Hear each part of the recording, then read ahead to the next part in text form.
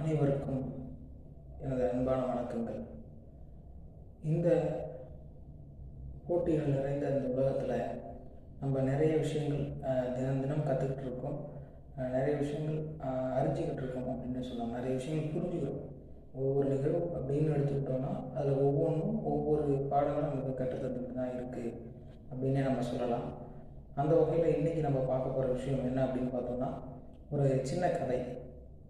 கிடைக்கிற ஒரு விஷயத்தை நல்ல வகையில் பயன்படுத்தணும்னா அது நமக்கு மிகப்பெரிய வெற்றியை தேடித்தரும் அப்படிங்கிற ஒரு சின்ன கருத்துள்ள ஒரு நியதி கதையோடு நிறைவு செய்யலாம் அப்படின்னு இருக்க.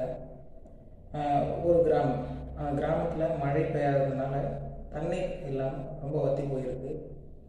அதனால் விவசாயம் தடைபட்டிருக்கு. ஒருவேளை உணவு உண்பதே அவங்களுக்கு மிகப்பெரிய கேள்விக்குறியாக இருந்திருக்கு.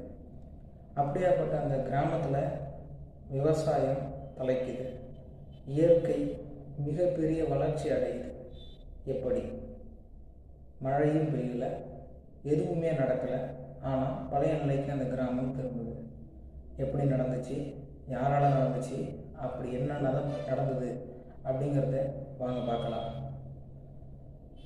அந்த கிராமத்தில் தினக்கூலிகளாக அந்த கிராமவாசிகள் ஒவ்வொரு வேலைகளை செஞ்சுட்டு வந்தாங்க. ஒரு வேளை ஒரு நாள் உழைத்தா ஒரு வேளை உணவு, அதுதான் சம்பளம்.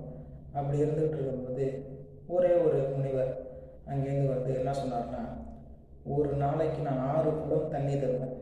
அந்த 6 குடம் தண்ணியை வச்சு நீங்கள் இயற்கை சார்ந்த ஏதாவது முகத்தில் வளர்ச்சி அடைய செய்யணும். அப்படி செஞ்சிட்டிங்கன்னா இந்த ஒரு வாரத்தில் இந்த 6 குடம் தண்ணியை வச்சு நீங்கள் ஏதாவது வளர்த்து காமிச்சிங்கன்னா அடுத்த வாரம் நான் 12 குடங்கள் தண்ணி தருவேன்.